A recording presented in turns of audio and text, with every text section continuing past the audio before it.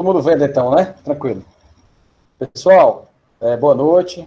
A gente vai falar um pouquinho para vocês aqui sobre grupos especiais, né? Que é Educação Física na Saúde, que é um tema que eu titulei aqui, gosto muito de falar. Trabalho há mais de 20 anos com esse tema. E aí, para vocês aí, uma breve apresentação da minha pessoa. Sou bacharel em Educação Física pela Unifor, tenho pós-graduação pela Unigran Rio, trabalho há mais de 20 anos como personal e estou diretor de ética da ARCEPT, uma coisa que me deixa muito orgulhoso. Acredito que a educação física vão ter dois momentos, um antes e outro depois da ARCEPT, e é muito bom fazer parte disso. De antemão, eu gostaria de agradecer ao Renê aqui a oportunidade, e espero que vocês gostem do meu assunto. A minha abordagem é uma abordagem mais prática, uma abordagem que você pode levar para o dia a dia. Obviamente, as abordagens teóricas dos livros, né, e dos ensinamentos, com a graduação, com a pós-graduação, não devem ser esquecidos, mas a gente lê um pouquinho no livro e leva um pouquinho para a vida prática, e na vida prática a gente tem que ser um pouquinho mais rápido, e às vezes as coisas acontecem com quem está preparado. Então, é o seguinte, a gente vai falar sobre atividade física adaptada aos grupos especiais, a gente vai falar hoje sobre os diabéticos, cardíacos, hipertensos, obesos, gestantes um pouquinho, né? E por fim os idosos. E a gente vai trazer hoje aqui, inicialmente, essa problemática do diabetes, que eu acho que raríssimos casos, não sei se depois na sessão de perguntas vocês podem me dizer isso, mas raríssimos casos você receber, não é muito comum você receber diabéticos na academia. E quando isso acontece, alguns profissionais ficam meio sem saber o que fazer, e aí a gente vai trazer algumas diretrizes aqui para a gente ficar mais tranquilo e saber receber esse público e trabalhar com ele, porque dá um pouquinho de trabalho, mas é muito gratificante. Depois que ele ganha confiança em você, ele realmente não vai te largar mais. Então, vamos explicar um pouquinho o que é a diabetes, né? Então, doença crônico-degenerativa, com sintomas persistentes há mais de 6 meses, né? E não se resolve em curto espaço de tempo. Geralmente é uma doença sem cura, mas com controle, né? E pode ter um agravante se você não cuida dessa doença. É uma doença silenciosa, geralmente quando a pessoa descobre que está diabético, já está num estado avançado, então a gente realmente tem que ter cuidado. De caráter autoimune, né? Algumas situações, vocês vão ver aqui que situações é desde o nascimento, outras as pessoas adquirem, e pode estar relacionada com o estilo de vida sedentário. E se pode estar relacionado, a gente está sendo bem didático aqui, né? Porque geralmente está, principalmente a diabetes tipo 2. Então, nós temos aqui um perfil epidemiológico, que é até recente, né? Foi um estudo aqui de 2017. Então, nós temos aí mais ou menos aí 3 milhões de diabéticos no Brasil. Esse número tende a aumentar em mais de 150% até 2035. E de 2006 a 2016, quer dizer, 10 anos, né, de acompanhamento desse público, foi registrado um aumento de 61,8%, quer dizer, quase 62% de aumento em 10 anos. Cara, é muita coisa, muita coisa. Então, temos aí mais ou menos 1.200.000 pacientes que não têm controle sobre a doença. Isso é extremamente grave, é um problema de saúde pública que poderia ser resolvido através da educação física. Olha que coisa boa, hein? Então, vamos para frente aqui. Então, existe aqui, primeiro para diabetes, né, que não é a diabetes realmente diagnosticada, mas pode ajudar nós, como profissionais de educação física, algum conhecido, algum amigo, algum familiar que esteja passando por algum processo desse, a gente pode ajudar, né? Então, a pessoa que está ganhando peso rapidamente, a glicemia em jejum acima de 100, até 100 é normal, 125 para cima já está complicado. Se tem caso de diabetes na família, o pai ou a mãe ou o tio, que são os parentes diretos, você tem grande chance de aumentar, de ser diabético, ficar diabético. E esse exame aqui, chamado hemoglobina glicada, se ele dá entre 5,7 e 6,4, já está um pouquinho alterado, né? Tem que estar até antes, menos que 5. Dênio, oi. Mexe um pouquinho no teu som, tá um pouquinho, tá dando tipo um eco, mas só um pouquinho nele aí. Certo. Melhorou? Melhorou agora? Eu queria só registrar aqui na sala e queria pedir que ele abrisse seu áudio para falar a presença do nosso presidente do CREF5, Jorge Henrique Monteiro, o qual todos nós temos muito orgulho. Presidente, a palavra é com você. Queria que você desse uma palavrinha aqui para o pessoal e desse uma palavrinha aqui de boas-vindas. Boa noite a todos. Queria parabenizar o professor Dênio aí pela excelente abordagem do tema aí. Parabenizar a CEPT por essas intervenções, desses cursos, dessas palestras, que tanto vão enriquecer os personal trainers do Estado de Ceará.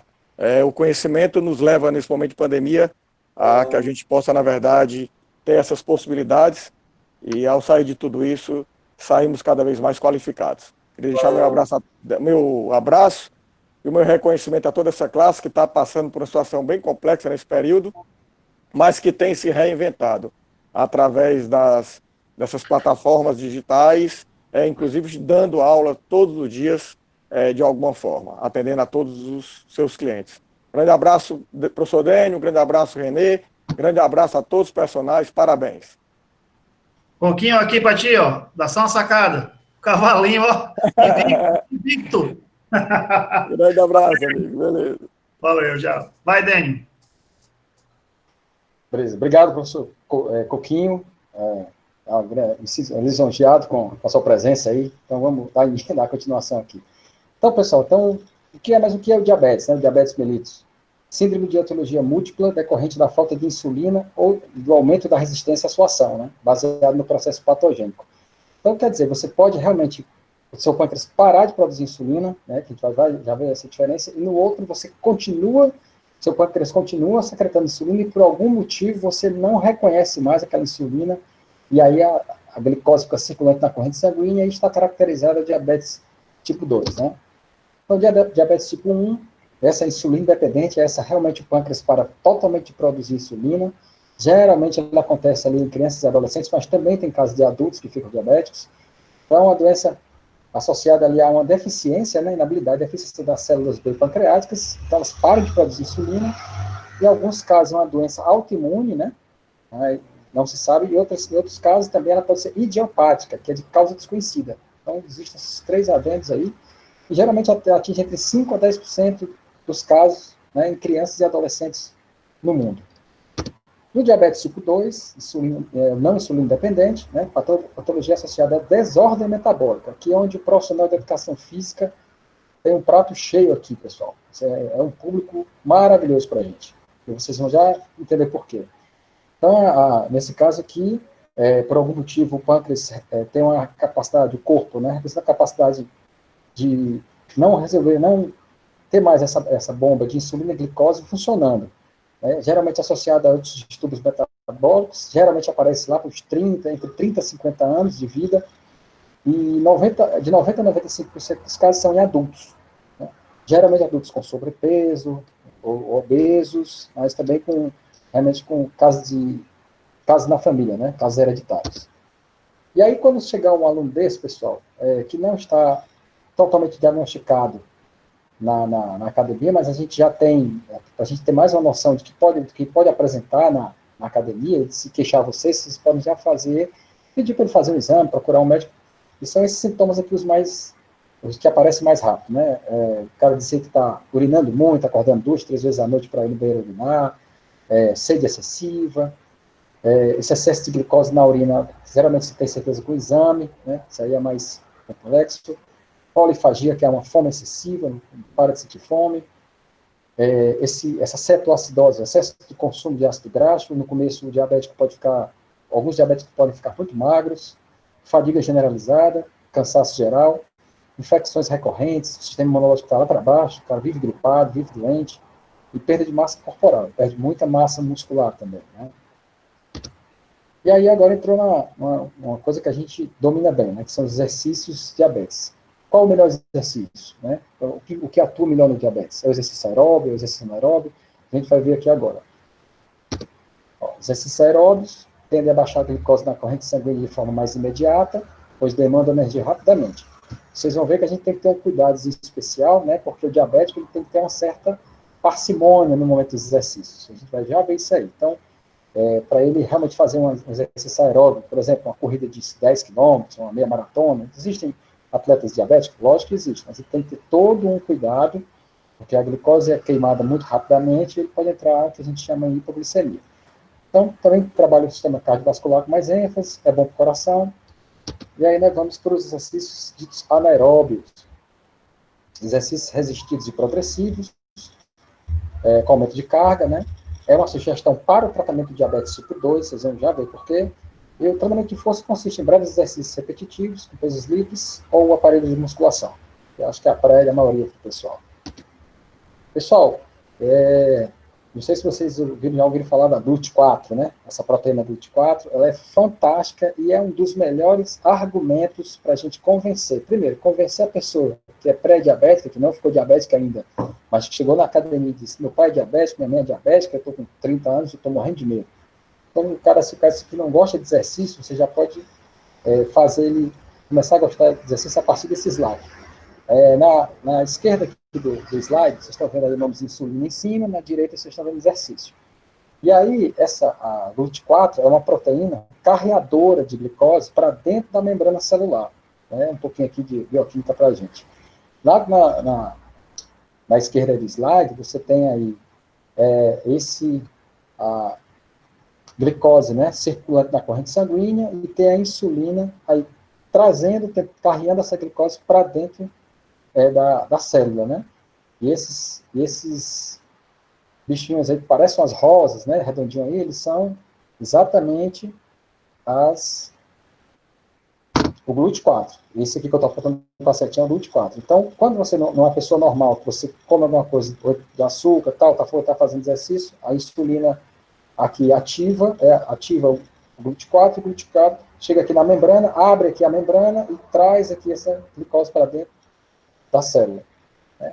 E aqui nesse caso aqui da direita, não tem, como vocês podem ver aqui, não tem a ação da insulina, e aí durante o exercício, durante a contração muscular, você tem essa mesma ação aqui, através da MPK aqui, da produção também, vocês vão ver da produção de AMP, ele também faz com que o GLUT4 vá lá na membrana celular e consiga carregar essa glicose para dentro. Então, um dos primeiros argumentos que você vai trazer para o diabético faça atividade física, de preferência, as duas funcionam, mas de preferência a musculação, porque você vai ter uma contração muscular considerável, mais forte, mais localizada, você vai conseguir carregar essa glicose para dentro da célula. E aí você consegue baixar essa hiperglicemia que esse diabético possa ter, né? Então, é um argumento que eu acho fantástico. Geralmente, quando uma pessoa começa a fazer atividade física na academia de preferência de musculação, ela reduz muito a medicação para diabetes. Então, realmente ele ganha muito em qualidade de vida. E só aqui um adendo, pessoal. O diabético, quando ele está comprovadamente diabético, tipo 2 principalmente, ele é dado a ele um veredito. Se ele quiser viver muito, não perder qualidade de vida e dias de vida, ele tem que fazer obrigatoriamente, não é fazer por fazer, não, obrigatoriamente ele tem que fazer 5 dias seguidos de atividade física, qualquer que seja ela, e ele só tem direito a 2 dias sem atividade física, se ele quiser ter boa saúde. Então, até esse negócio de 3 vezes por semana não funciona muito bem com diabético. Então, mais ou menos, outro argumento que vocês podem dar para o diabético. Então, aqui, agora, na parte mais teórica, o que é GLUT4? Proteína transportadora de glicose, presente no músculo esquelético e encontrado e armazenado no meio intracelular. A contração do músculo esquelético, juntamente com o aumento das taxas de insulina no sangue, estimula a ação do GLUT4 e a captação de glicose através de diversas cascatas de sinalização. Isso ocorre pois a contração muscular e o esforço físico provocam a formação de adenosina monofosfato, que eu falei lá atrás, o AMP. De modo geral, são os responsáveis por fazer o transporte de glicose para dentro da célula pela difusão facilitada. E olha que beleza, pessoal. Então, nós temos aqui um grande ajudante aqui, um grande argumento para os profissionais de educação física dizerem lá para o nosso aluno diabético que ele tem que fazer atividade física, porque é aí que ele vai melhorar. Senão, ele pode piorar e aí complica a situação dele, a qualidade de vida, né? Vamos para frente aqui. E aí, pessoal, algumas particularidades do diabético. Eu queria dizer depois aqui, que depois eu vou deixar esse material com o Renê, pessoal. Tá? A gente, por questão de tempo, a gente vai passar uma pincelada rápida, mas depois eu vou deixar esse material, que é bom você sempre dar uma olhada, para lembrar de algumas particularidades, isso é legal você ter em casa. Então, glicemia acima de 100, né? Já faz, e que ele chega, isso aqui ele tem que dizer para você, viu? A glicemia está acima de 100, já é diabético, ele tem que dizer para você que faz uso de insulina, e de esses outros fármacos aqui que induzem a queda de açúcar. É importante também, pessoal, frisar aqui, que a importância da avaliação física e da anamnese na chegada desse diabético na academia. Ele tem exatamente que dizer o que ele toma, que horário ele toma, e você tem que anotar, isso tem que ir para a ficha dele da sala de musculação, se for o caso, porque o profissional que vai acompanhar ele tem que saber que medicamento ele toma e que horas ele tomou. Olha lá como dá trabalho. É gratificante, mas dá trabalho, né? E aí é onde está o diferencial do bom profissional. Então, medir a glicemia durante e após o exercício. Se ele chegar na academia, medir a glicemia, assim que ele chegar e estiver abaixo de 100, você pede para ele sentar lá na academia, lá no lanchonete, comer algum carboidrato e esperar alguns minutos. O diabético, pessoal, é impressionante. Ele vive numa gangorra, numa balança. Ele nem pode estar com a glicemia muito alta e nem a glicemia muito baixa. As duas situações não funcionam para fazer atividade física. É bom a gente sempre lembrar disso. Tá? Então, depois do exercício, medir novamente para evitar a hipoglicemia durante o retorno para casa. É importante isso aqui, pessoal. Porque, às vezes, o cara toma medicação, já baixa a glicemia, faz atividade física. E aí, na atividade física, lembra que na atividade física lá, a gente tem a ativação do GLUT4, e o GLUT4 carrega essa glicose que está circulando na corrente sanguínea para dentro da membrana celular. Então, ele fica com menos ainda glicose circulante. Então, ele pode ter uma hipoglicemia se ele estiver dirigindo, desmaiar, e aí isso é uma confusão maior. Então, ele tem que sair da academia também bem. Evita tontura, confusão mental, desmaio e coma. Em hiperglicemia, chegou na academia, e lá ele realmente não está controlando a glicemia dele. Chegou acima de 300, você tem duas opções. Ou você adia o treino, manda o cara para casa, de novo, olha, e é um risco, você tem que ser um profissional muito seguro no que você está fazendo, para você não perder o seu aluno. Ou então você vai dizer para ele, você vai tá com a medicação aí, toma a medicação, baixa essa glicemia, senta lá e vai ver televisão lá embaixo, na recepção, daqui a 1 hora você sobe. Então, mais ou menos assim, pessoal, é assim que você tem que trabalhar. Se treinar com a glicemia cair, só treinar se a glicemia cair ao longo do treino, e evitar treinar na hora de pico da ação da insulina. Pessoal, vou já falar um pouquinho sobre essa hora do pico, porque dependendo do tipo de insulina que ele toma, essa ação da insulina, ela difere de horário. Por isso que tem lá no começo eu falei da anamnese e da avaliação física e anotar o que esse cara toma, porque ele não pode vir treinar na hora do pico da ação da insulina, senão vai dar confusão para vocês.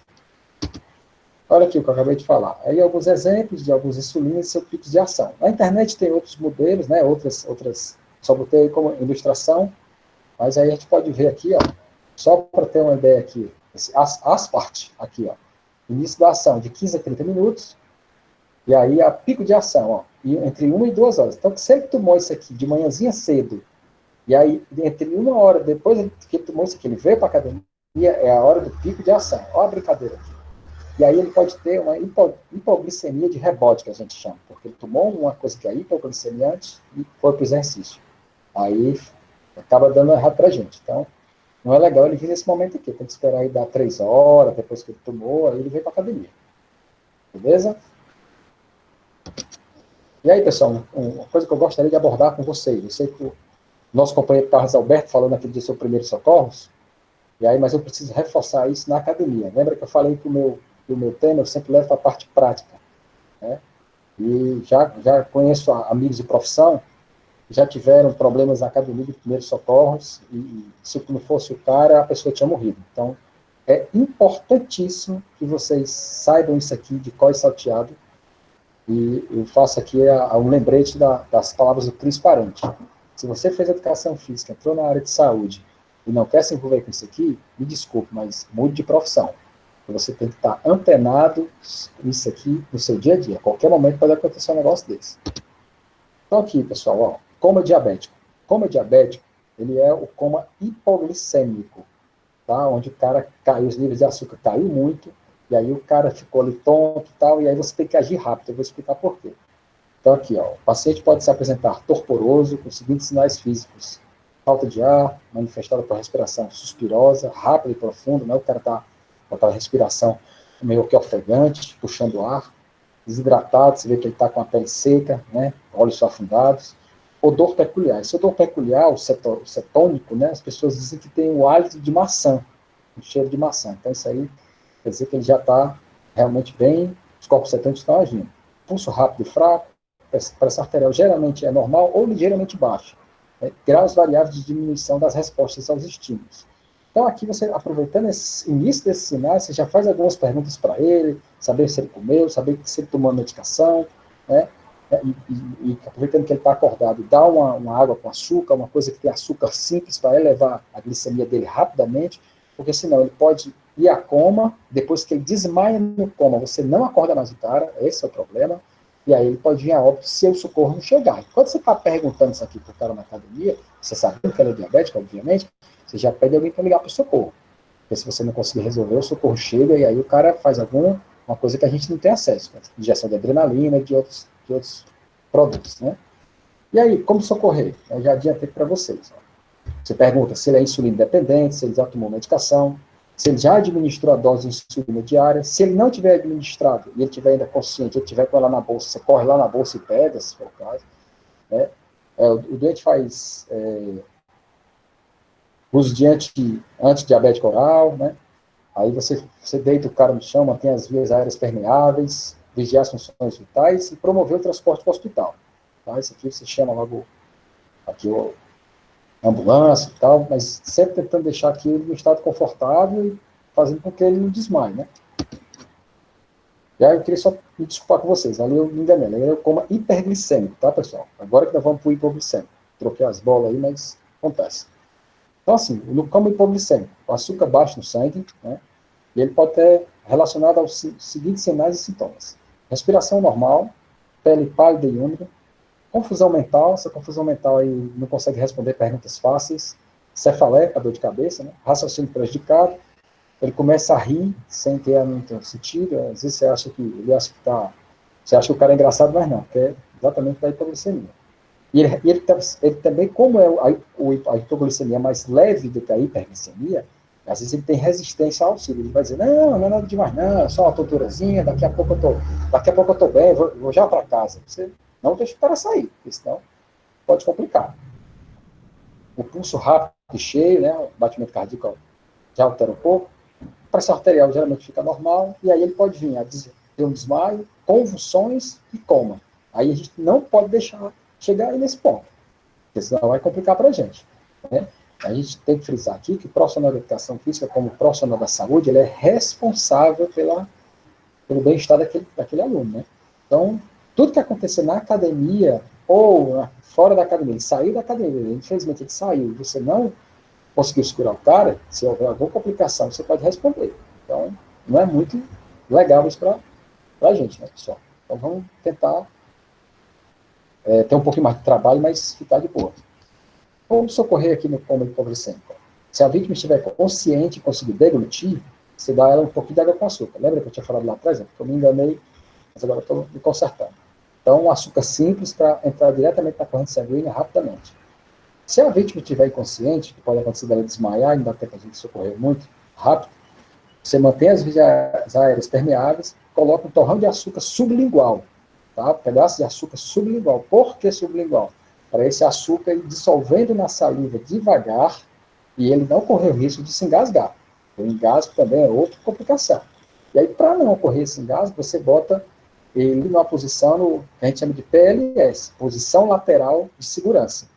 Né? Sempre na posição lateral, segurando a cabeça dele, ou botando um travesseiro, um colchonete, para evitar que ele fique com o pescoço muito virado, e aí ele fique sem conseguir respirar.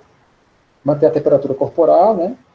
Vigiar as funções vitais e promover o transporte para o hospital o mais rápido possível. Aqui algumas referências, depois o René passa para vocês. E aí a gente entra num assuntozinho que é menos complicado do que o diabetes, né? Porque o diabetes pode ter problemas mais assim, repentinos, mas aqui não. Aqui geralmente o aluno já explica o que ele teve, se é congênito, se é adquirido, se ele já fez a operação. E aí a gente apresenta um pouquinho dessa máquina maravilhosa que chama-se coração, e que, se parar, complica muito a vida do cidadão. Então a gente também, na academia, a gente tem que prestar atenção aqui em alguns sinais e sintomas e alguns alunos, né? O tipo de aluno que chega na academia. Esse aqui é mais comum, pessoal, na academia. Esse aqui, por que ele é comum? A gente tem que dizer aqui, porque o médico chegou para ele assim, faça atividade física, senão você morre. Aí o cara corre para a academia. No instante o cara acha o rumo da academia, pessoal, é impressionante. Né? Mas aí a gente está lá para servir também. Então, aqui a gente fala um pouquinho sobre o ritmo cardíaco, né? Sobre aqui o ritmo sístole e a diástole. E a gente faz aqui no coração normal, a gente vê aí a sístole, que é o momento em que o coração contrai e ejeta o sangue, né? E aí vai oxigenar todos os espaços do corpo, e na diástole, onde ele recebe esse sangue, de novo, para mandar para o pulmão para oxigenar. Né? E aí esse é o ritmo cardíaco normal, a gente não tem problemas. E aí a gente vai aqui agora falando um pouquinho de cardiopatia congênita. Esse aqui, geralmente, o aluno chega na academia, ele já diz o que ele tem, se ele tem algum sopro no coração, se esse sopro é congênito, adquirido. Esse aqui nós estamos mostrando aqui a foto para vocês aqui de uma miocardiopatia dilatada. Nesse caso aí, esse coração ele tem menos força de ejetar o sangue. Geralmente isso aí é cirúrgico, esse caso, né? E aí, que é a cardiopatia congênita? Defeitos cardíacos presentes desde o nascimento, né? O caso mais grave costuma ser percebida logo, e aí acaba virando realmente, ou vira cirurgia, ou fica um caso um pouquinho mais grave, e aí a pessoa na idade adulta já complica um pouquinho. Aí doenças do miocárdio, né? A gente fala aí quando você fala infarto do miocárdio, né, pessoal? É uma necrose, né? Da parte do músculo mais externo do coração. Geralmente, os problemas do miocárdio, infelizmente, eles estão relacionados à gordura, né? O bloqueio das artérias, que a gente conhece por arteriosclerose. E aí esse vaso aí, como vocês estão vendo na figura, essa luz do vaso ela é bloqueada por gordura, por uma placa de gordura, esse sangue aí fica meio que represado, e aí você pode ter um aumento da pressão, e aí esse vaso não aguentar e romper. E aí, se for um vaso pequeno, você tem um infarto pequeno, mas se for um vaso grande, aí pode ser que seja muito grave. E aí a gente tem que estar atento aí para esse momento.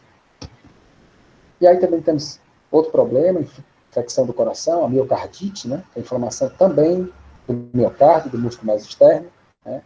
E aí existem causas, podem ser vírus, bactérias, protozoários, fungos, né? É muito famosa as infecções da miocardite, dado por uma cárie no dente. É importante que os dentes sejam bem tratados, porque uma cárie pode levar a um problema desse, e é brincadeira você ficar com problema de coração por causa de uma cárie, né? Também temos aí alguns históricos aí do coronavírus, também atacando o coração de algumas pessoas, né? Pessoas que já são doentes do coração.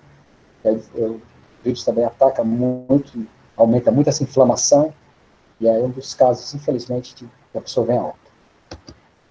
Outra infecção do coração, isso aí numa parte mais interna, né, na endocardite, né, é uma inflamação das partes mais internas do coração, é uma doença também provocada por bactérias, por fungo. Aí na figura a gente pode ver aí vários pontos do coração, né, algumas bactérias, e aí quando se aloja nas válvulas, né, a gente vê aqui bactérias alojadas nas válvulas, a gente pode ter um problema, né, de sopro, não congênito, mas adquirido por causa de uma infecção por bactéria. E aí, realmente é bem complicado. E aí a gente também tem as cardiopatias hipertensas e isquêmicas. Obviamente, os dois casos aí, pessoal, são por hipertensão arterial, né? A cardiopatia hipertensa, a pressão arterial alta, sobrecarrega os vasos, pode provocar aí um infarto do miocárdio, né, principalmente. E na cardiopatia isquêmica, a gente tem aí o estreitamento das artérias, né, pelo acúmulo de gordura, e aí a gente pode ter um problema também sério, dor no peito, né, em casos agudos, infarto.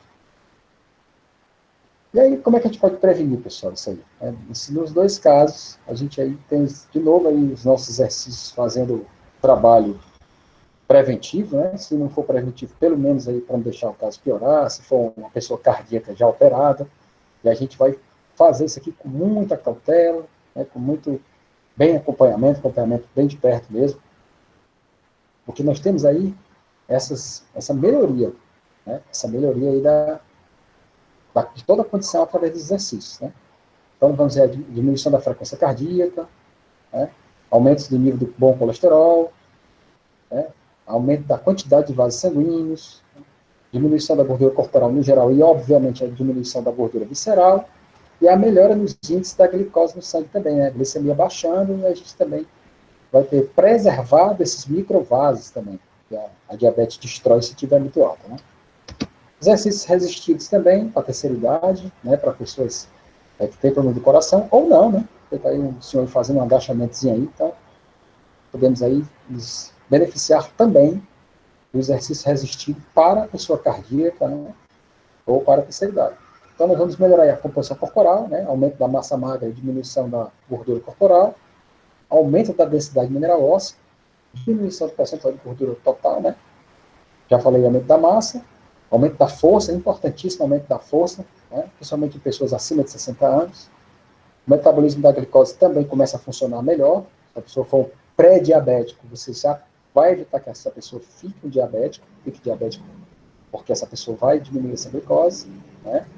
Vai ter um aumento da sensibilidade à insulina, você vai fazer o pâncreas trabalhar melhor, diminuição do colesterol, leve aumento do HDL, né, que é o bom colesterol, diminuição do LDL e diminuição dos triglicerídeos, que é também um ponto importante para a gente ver nos exames dos nossos alunos, como é que está o triglicerídeos dele. E aí, pessoal, isso aqui não é receita de bolo, né, mas eu trouxe para vocês só como uma ilustração. Né? Cada profissional tem seu método de trabalho, e a gente respeita isso, mas é só para a gente ter uma ideia de como aqui a gente pode trabalhar com uma pessoa que vem de um problema cardiovascular, uma pessoa operada, dependendo da situação que ela está. Então, a gente, mais ou menos, aqui deu um exemplo aqui de uma periodização de 12 semanas, né? O cara iniciante, chegou na academia agora, recém-operado, tem uma doença congênita, então você vai colocar aí 8 exercícios, mas, obviamente, esse número é fictício. E aí a intensidade, dependendo da situação do aluno, aí a gente vai ter que trabalhar isso aí, essa intensidade, entre 30%, 40%, até 50% na contração voluntária máxima. O que é contração voluntária máxima? É exatamente depois que você veio lá, tirou aquele 220 menos a idade, tem outras formas mais conhecidas e mais precisas, né? E aí você vai fazer aí essa prescrição alternada por segmento, você vai colocar, geralmente, o cidadão faz os exercícios de membros superiores, faz os exercícios de membros inferiores, né? Uma série por exercício, 12 repetições, intervalo de recuperação entre 2 a 3 minutos. E a frequência semanal, pessoal, ela vai aumentando. Ela começa com 2 vezes por semana, depois para 3, depois até para 5. Velocidade de movimento, aí geralmente um S a gente chama, né? Aquela velocidade de contração concêntrica e contração excêntrica também. Mas essa velocidade pode ser menor. E esse Borg periférico, pessoal, a gente utiliza nesses casos, se o cara não tem um monitor de frequência cardíaca, alguma coisa desse tipo, você monitora através da escala de Borg, que é subjetiva, mas extremamente, assim, de uma precisão quase cirúrgica, assim. Eu sempre digo que é a coisa subjetiva mais importante que a gente pode ter na academia, a escala de Borg. Então, se ele disser que está acima de 5, você tem que diminuir a intensidade do exercício. Para ele tem que estar de boa mesmo, pelo menos no início. Pelo menos nesse momento dessas 12 primeiras semanas iniciais. E aí, primeiro socorros de infarto. Tá? O cara infartar na academia, ou por um caso ele não sabia, ou esse cara falou e realmente teve outro infarto. Tal. Então, reconhecer os sintomas do infarto agudo do miocárdio, que é o mais comum. A dor intensa no peito, tipo queimação ou aperto. Pode irradiar para o braço ou para a mandíbula, pescoço aqui, né, geralmente. Dor que dura por mais de 15 minutos sem melhorar e sem parar, sensação de falta de ar, palpitações, suores frios, náuseas e vômitos. Então, pessoal, aconteceu isso aí, tentar correr o mais rápido possível para o hospital mais próximo, então chamar uma ambulância, para evitar também que esse cidadão venha a desmaiar. Né? É importante que a gente tenha essa rapidez dos primeiros socorros. Lembrando que tem que estar sempre afiado. E aí, aquela dica, né? Primeiro socorro no infarto, chamar ajuda médica, acalmar a vítima, desapertar roupas apertadas, abrir camisa e tal. Oferecer 300 miligramas de aspirina. Pessoal, isso aqui é importante. Se oferecer 300 miligramas de aspirina, não é por conta da gente. Isso geralmente, de novo, voltando naquela fala lá da anamnese, da avaliação física, geralmente algumas pessoas que são cardíacos já andam com medicamentos no bolso, na bolsa. E ele tem que se dizer o que é que ele toma, no caso, que esse aqui é prescrito pelo médico. O médico já diz para ele, ó, ande com esse medicamento aqui, se você sentir qualquer coisa, toma esse medicamento. Então, ele tem que ter dito isso aqui para você lá atrás, na anamnese.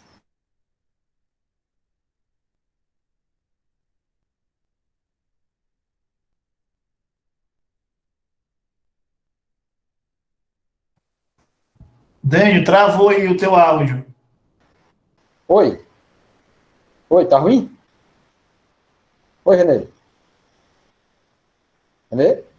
Deu uma travadinha, agora voltou. Voltou?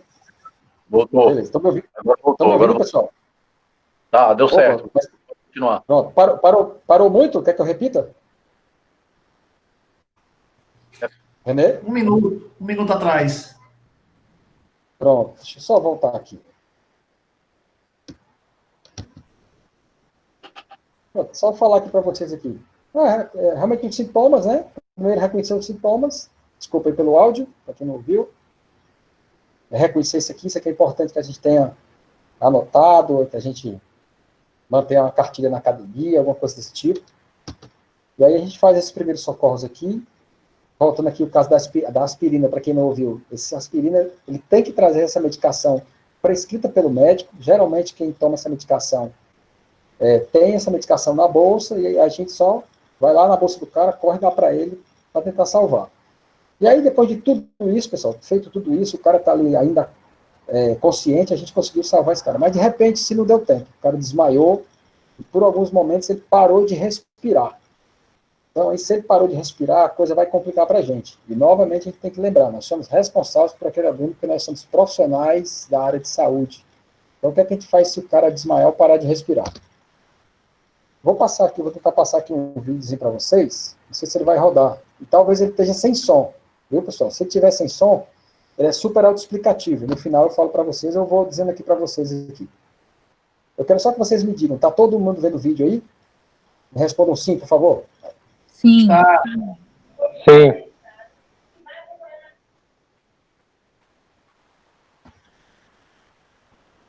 Vou ver se ele vai rodar aqui. Ok. Olha, pessoal, começou o vídeo aí, dá só uma olhadinha. Se tiver sem som, eu explico para vocês aqui. Sim.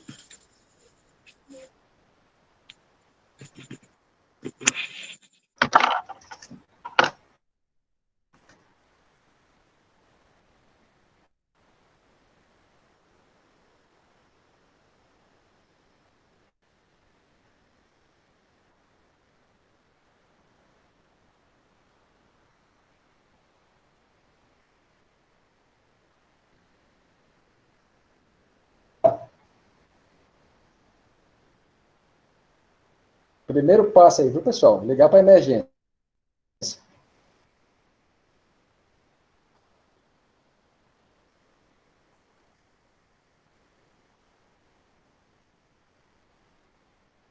E esse rapaz aí, balançando a cabeça feito um calango, não funciona não, viu? Você tem que botar força, viu?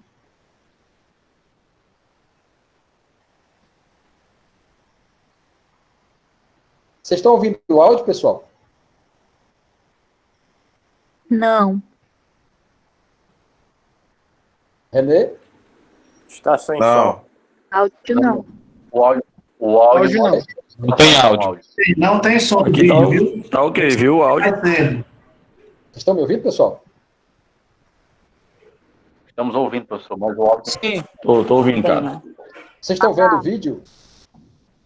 travou agora o vídeo. Mas o vídeo- Travou o vídeo. Estamos. Dênio, sem áudio você. O seu áudio tá saindo, professor. Tá saindo o áudio do vídeo. travando. Não tá saindo o vídeo, o áudio tá saindo. Isso. O áudio, a imagem do áudio. Professor, só uma tá saindo do sugestão. vídeo, a imagem O senhor poderia postar o link do vídeo para a gente ver depois.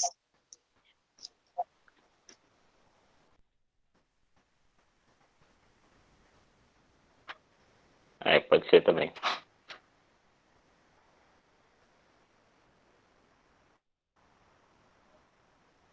Ah, ok, pessoal. Então vocês não estão vendo o vídeo, é isso?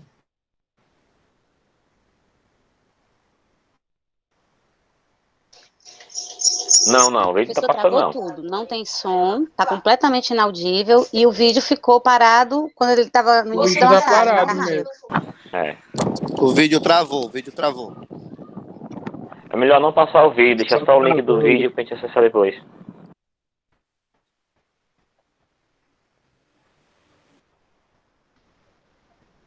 Não viram o vídeo, não é isso? Só me fala aí. Não. Eu não vi, não. Pronto, beleza. Não, então... Não, tranquilo, pessoal. Então, eu pensei que esse vídeo passaria na... Porque, assim, a gente tinha a ideia que o vídeo ia passar e vocês não iam ouvir o vídeo. Vocês, ao contrário, vocês ouviram o vídeo e não viram, não conseguiram assistir o vídeo, não foi isso?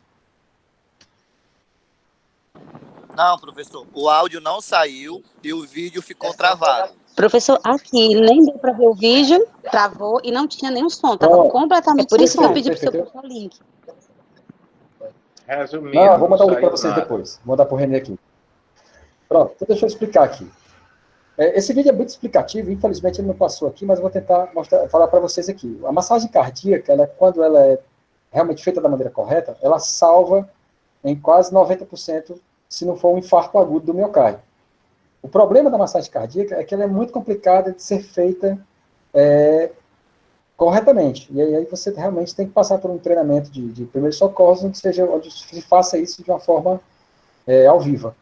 Né? Então, geralmente você coloca as duas mãos, uma sobre a outra, com os dedos entrelaçados no peito da pessoa que está desmaiada. Né? Você primeiro confirma se ela não está respirando.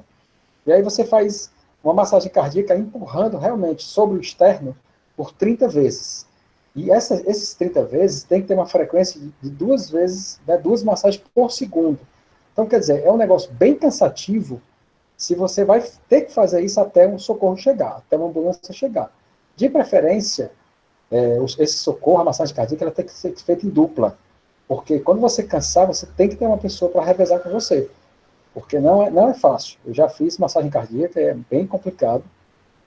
E aqui diz no vídeo, fala que a respiração boca a boca não é obrigatória. Né? Porque às vezes a pessoa não conhece a pessoa, não quer colocar boca com a boca, e às vezes ninguém praticamente, só se for uma academia que tem uma máscara dessa forma, a máscara que se coloca na boca da pessoa, e você dá 2 respirações. Então, depois eu passo esse vídeo para vocês, eu passo o link, esse vídeo é muito explicativo, muito legal. Infelizmente, ele não abriu aí, né? René,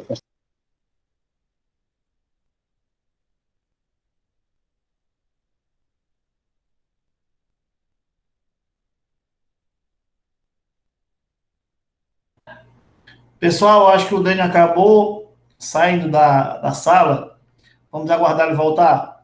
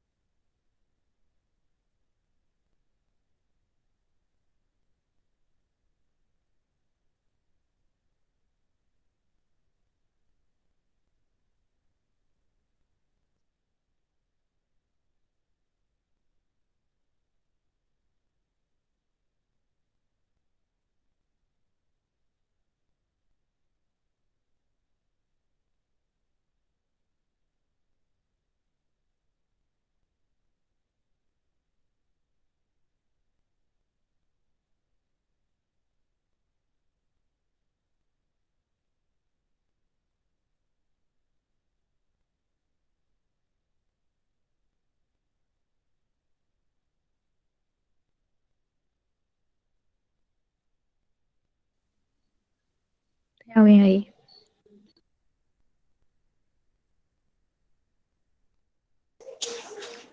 Tem sim. Estamos aí só na espera. Ah, Bora conversar, então. é. Bora lá. Bora lá, Alex, dá continuidade à aula aí. Enquanto isso, na sala de justiça. Ei, esse negócio de massagem cardíaca, o negócio é sério, viu? Tu é doido. Vamos lá, vou fazer uma pergunta. Quem Vai. se sente capacitado para fazer uma massagem cardíaca? Pessoal, Eu não tenho tá me ouvindo, nem pessoal? perigo. Ele voltou, pessoal. Voltei, pessoal, voltei. Desliga os microfones. Seja bem-vindo, professor. Dênio, meu Pessoal, amor. desculpa que a internet caiu. Estávamos A internet caiu, pessoal. Nós já Faz estávamos parte, aqui faz parte conversando.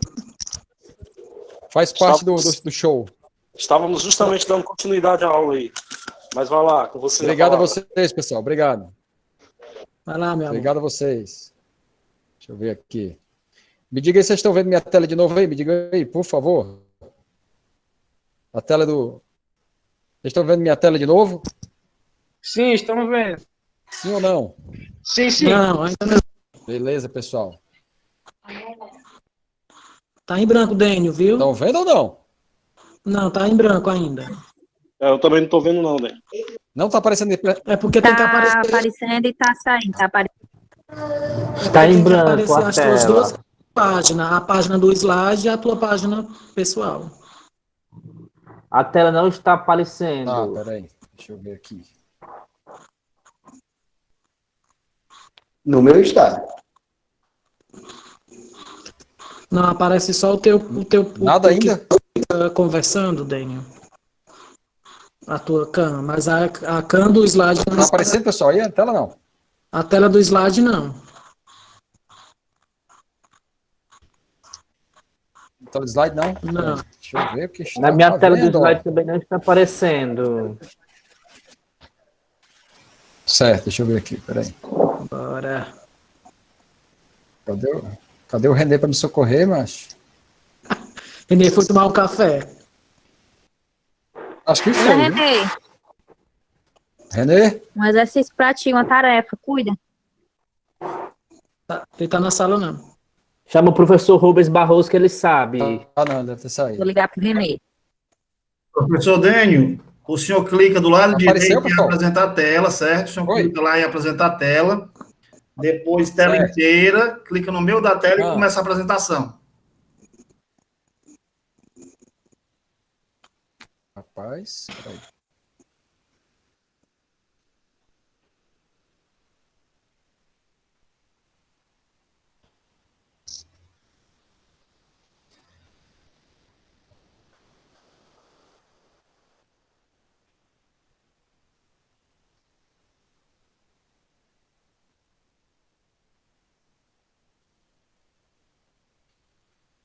Apareceu o Renê aí? Apareceu não. Do lado direito tem uma setinha. Apresentar agora. Você vai clicar nessa setinha. Depois vai apresentar a tela inteira. Vai aparecer uma tela no meio da sua tela. Você clica no meio, dá OK e vai aparecer sua apresentação. Uhum.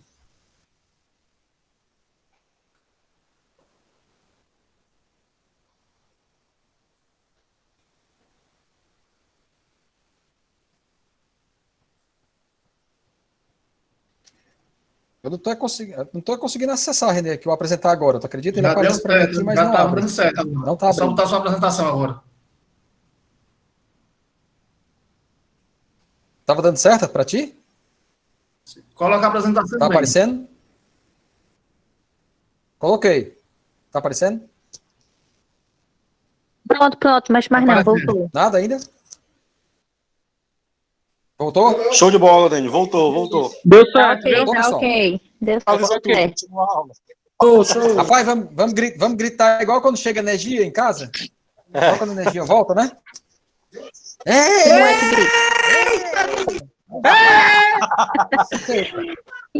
o jeito, né? Tem que levar do jeito cearense, pessoal, aqui. Show de bola, Dani. Pessoal, desculpa aí, que a minha internet caiu aqui, cara. Geralmente não cai, mas ultimamente tá complicado. Então, bem, vamos entrar um pouquinho na hipertensão. Se o René quiser também me cortar aí pelas perguntas aí, a gente continua. Mas assim, bem rapidinho aqui para vocês não perderem muito. Hipertensão arterial, doença crônica, né? Das artérias, onde realmente fica constantemente elevada. E o problema da hipertensão é que ela geralmente é silenciosa, pessoal. Ela não dá sintomas até ficar muito grave. De novo, aqui a gente volta para a pressão sistólica, né? E a diastólica, que são, no caso aqui, que a gente o famoso 12/8, que é 12 é a pressão sistólica e 8 é a pressão diastólica, que se isso aí se alterar muito, a gente já complica. E aí é complicado você receber um aluno desse na academia, porque ele tem que vir diagnosticado já.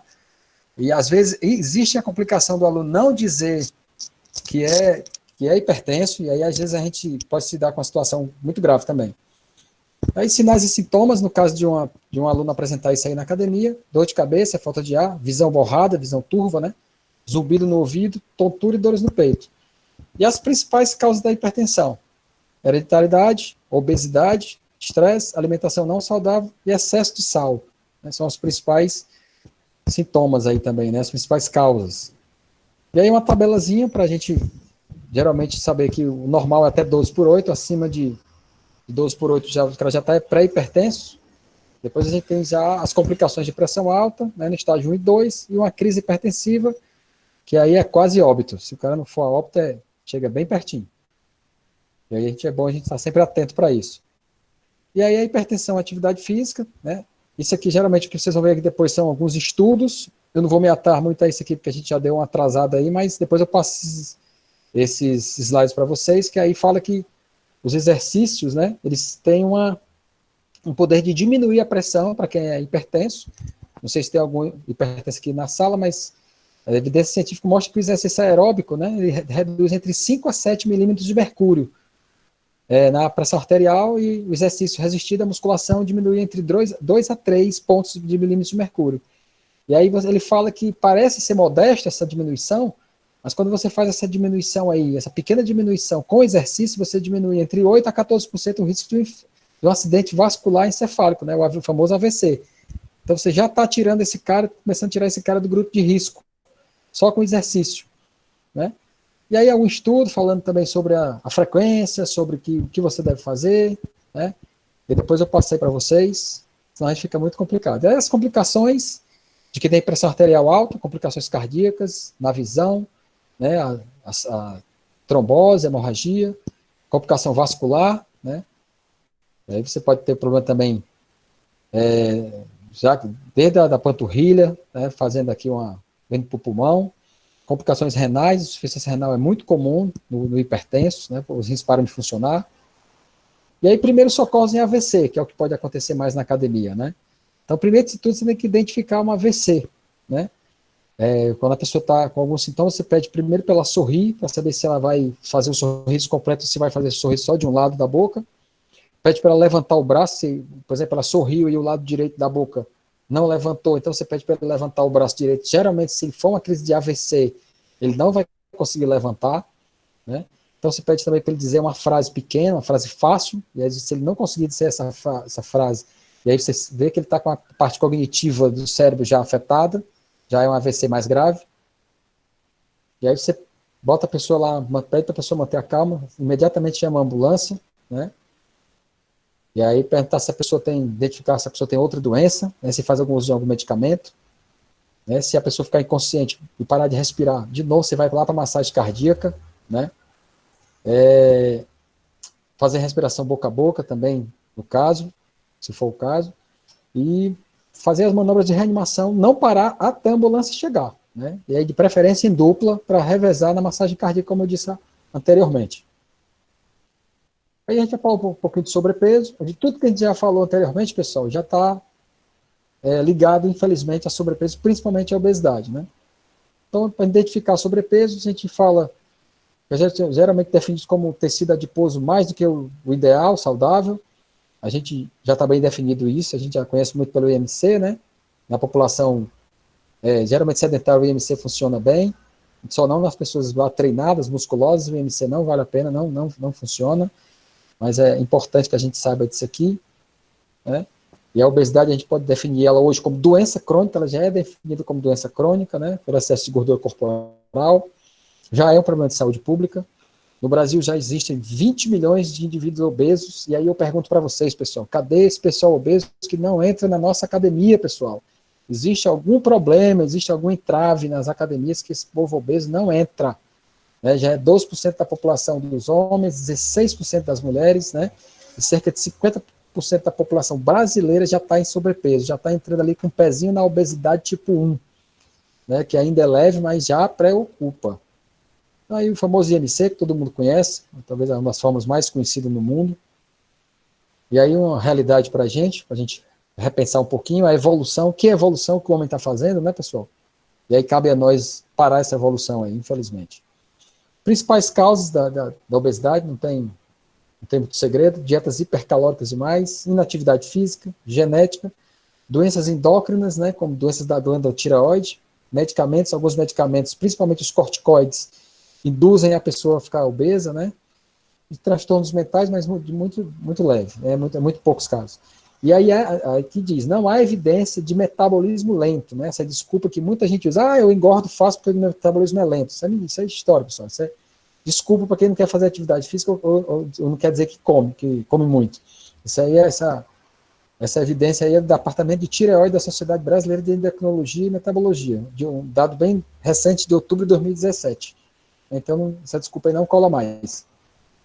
Então, vai aqui um pouquinho da obesidade e musculação. O obeso, tem muita gente que diz, eu só vou para academia depois que eu emagrecer, né, porque não quero ir para academia gordo, eu vou ficar mais gordo ainda. É outro mito. Tem que realmente fazer musculação, aumentar a massa magra, acelerar esse metabolismo aí, né, essa queima de gordura durante o descanso, né, e aí a gente obtém muitos ganhos. Aqui alguns estudos, pessoal, falando também, eu vou deixar para vocês depois, falando sobre os benefícios da musculação, a redução do peso corporal, né, importante.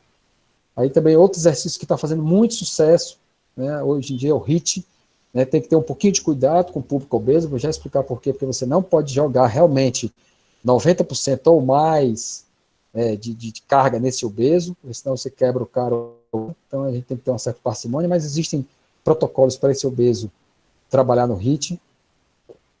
E aí alguns benefícios: diminuição da pressão sanguínea, melhora da saúde cardiovascular, estímulo da sensibilidade à insulina para quem está pré-diabético, né? Melhora dos perfis de colesterol, principalmente do LDL, que é o colesterol ruim, diminui pra caramba. Um exemplo de protocolo, que eu falei anteriormente, como é que você vai pegar um obeso e fazer um HIIT? Vai matar o cara e tal? Não vai matar, desde que você saiba trabalhar com ele. Geralmente, você vai fazer com o aluno obeso um tiro curto de 30 segundos, uma média de 8 a 12 tiros, exercício vai de 80% da frequência cardíaca máxima, a pausa ativa ali de 1 minuto e meio, pode ser até 2 minutos, né? E ele vai ficar ali caminhando ou pedalando entre 50% a 60% da frequência cardíaca máxima, né?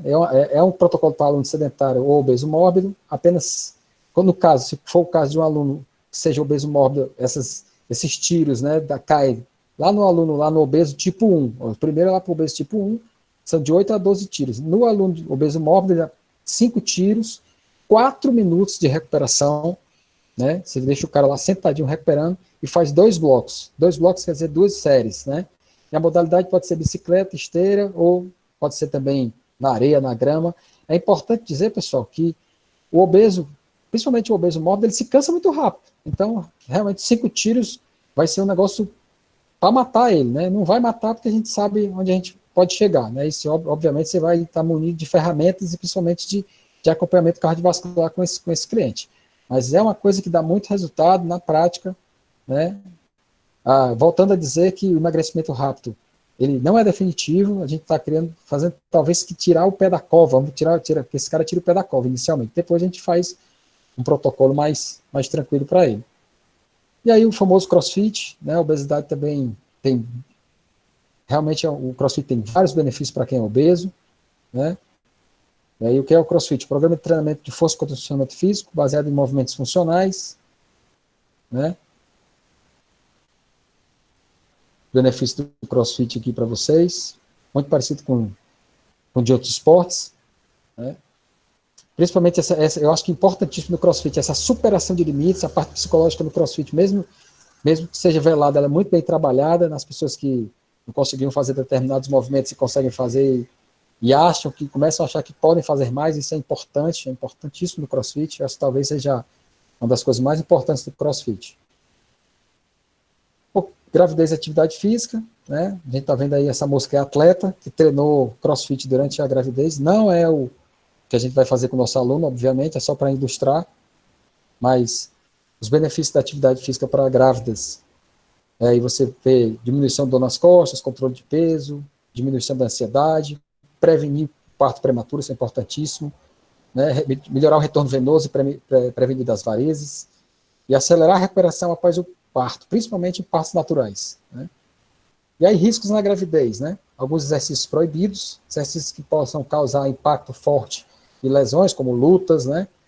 Exercícios que tenham muito impacto, como saltos, como voleibol, como basquetebol. Diminuição da quantidade de oxigênio para o bebê em caso de exercícios que tenham muita apneia, né? Exercícios isométricos também não é recomendável. E aí a gente pode evitar para evitar esses problemas com ter um parto prematuro, né?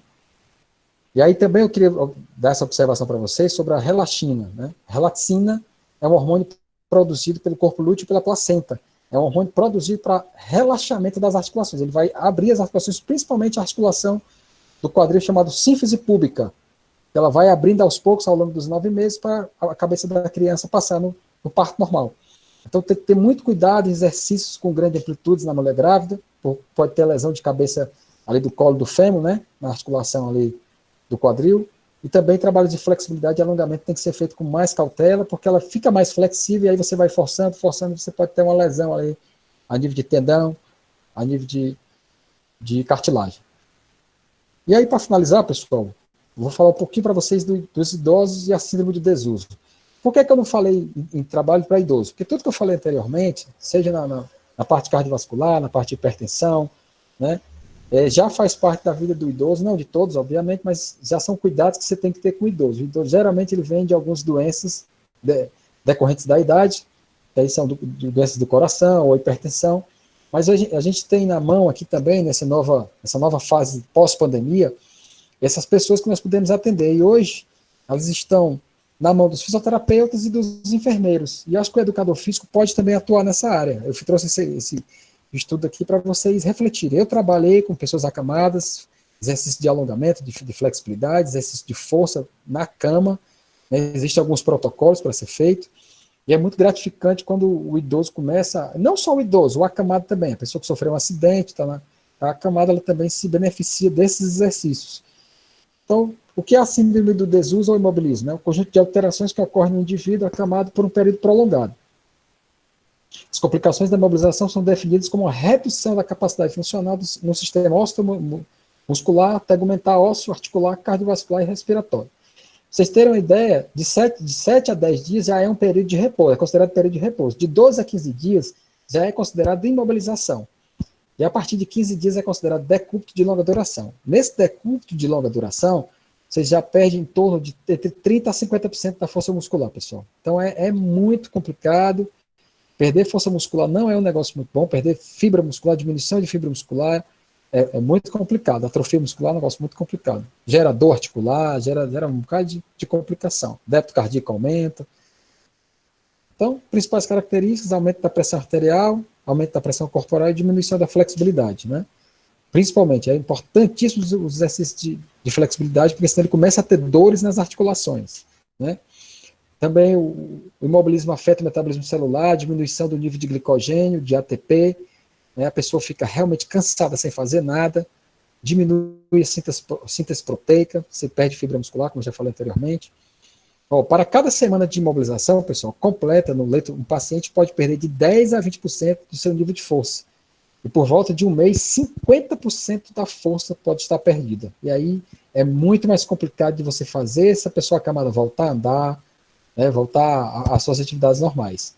Tá? Contraturas musculares também são muito importantes, a musculatura começa a ficar cheia de tensão, e essa tensão ela gera muita dor, né? Então é importante que você não deixe a musculatura contraturar. Bom?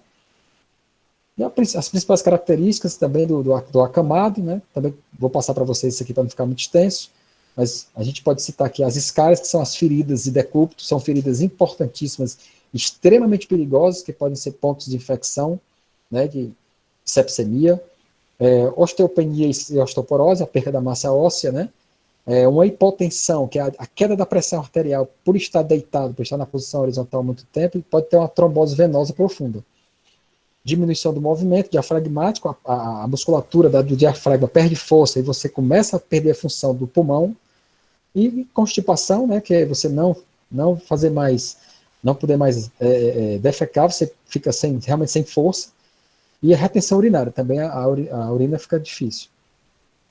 Então, efeitos da imobilização, sistema cardiovascular no coração, né, diminuição total do volume total de sangue, o coração fica mais fraco, aumento da frequência cardíaca, o coração faz mais força para bombear aquele sangue, diminuição do consumo máximo de oxigênio e diminuição da tolerância do ortostatismo, quer dizer, quando você bota a pessoa em pé, a pessoa não consegue, o coração faz um trabalho enorme para poder bater mais forte, a pessoa fica tonta, a pessoa pede logo para sentar, então é muito complicado também. E aí, outros efeitos da imobilização, capacidade vital reduzida, capacidade de volume respiratório diminuído, pressão arterial também, pessoal. Então, com todas as complicações que nós podemos evitar no acamado se a gente fizer uma atividade física leve, tranquila, tá? Uma massagem, um negócio. É sempre bom a gente pensar também nesse nosso paciente, nesse nosso cliente. Outros problemas, sistema metabólico também, excreção de cálcio, nitrogênio, fósforo e magnésio. E aí, diminuição da massa muscular, diminuição da força muscular, aumento da osteoporose. É um negócio complicado, pessoal. Aí eu vou deixar para vocês como evitar, são as propostas que a gente pode fazer de 2 a 3 sessões semanais, com duração aproximada de 45 minutos. Né? No início pode ser menos. Exercícios de baixa resistência, né? Exercícios onde a pessoa não sinta dor, né? Não sinta muita fadiga nem muita dor, tem que começar devagarinho, sessões curtas, né? Fazendo sempre a parte de alongamento, de fortalecimento, e finalizando com alongamento ou massagem. Referências para a consulta de vocês. E por hoje só, pessoal. Tem alguém na escuta aí, Renê? Estamos todos aqui. Show, Den. Estamos aqui. Professor. Pessoal, por mim, pode perguntar aí, fica tranquilo. Professor, boa noite. Boa noite. Professor,